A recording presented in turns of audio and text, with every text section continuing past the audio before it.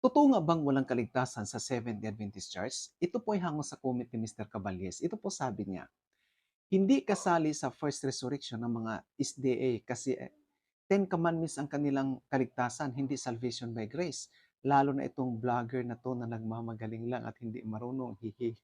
So, kaya hindi daw po kasali sa first resurrection or hindi maliligtas ang mga Seventh-day Adventist dahil di umano ang kaligtasan daw nito ay nakadepende sa Ten Commandments at hindi salvation by grace. Totoo nga kaya ito? Suriin natin. Ayon dito sa 28 Fundamentals Belief ng Seventh-day Adventist Church, itong pang-19th, the law of God.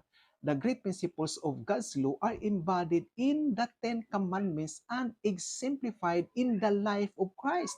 They express God's love, will, and purposes concerning human conduct and relationships and are binding upon all people in every age. Salvation is all of grace and not of works, and its fruit is obedience to the commandments. So ang mga Seventh-day Adventists pala ay naniniwala na ang salvation ay sa pamamagitan ng biyaya at hindi sa gawa. Ngunit ang pagtanggap sa biyaya sa pamamagitan ng pananampalataya ay nagbubunga ng mabubuting gawa. Ito ang pagsunod sa mga utos ng Diyos. Kaya hindi po totoong chismis na ang mga Seventh-day Adventist daw po ay umaasa sa pagsunod sa kautusan upang maligtas. Wala pong ganyang doktrina ang Seventh-day Adventist.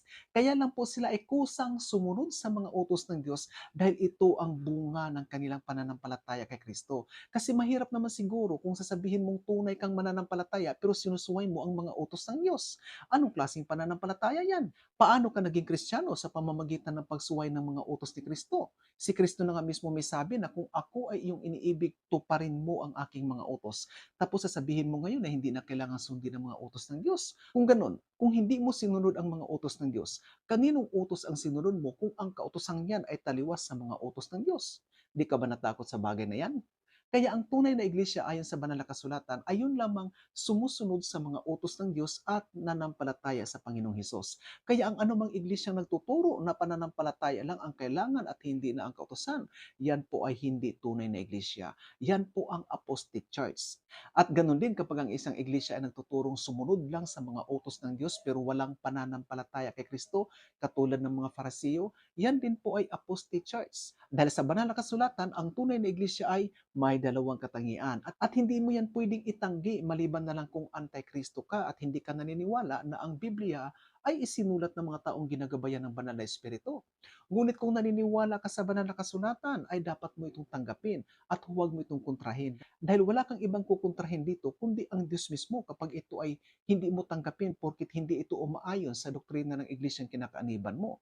Ang gusto kasi nila, Bible ang mag-adjust para mag-fit ito sa doktrina nila. Kaya kahit inutos ng Diyos na huwag ninyong kainin ang mga karumal-dumal, pero anong sasabihin nila?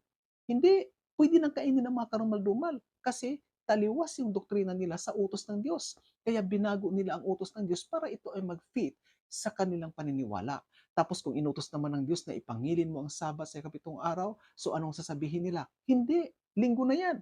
Binago nila yan. Binago na daw yan ni Kristo. Si Kristo pa ang pinagbintangan, pero si Kristo ay nangilin din ng Sabat bilang pagsunod sa kautosan.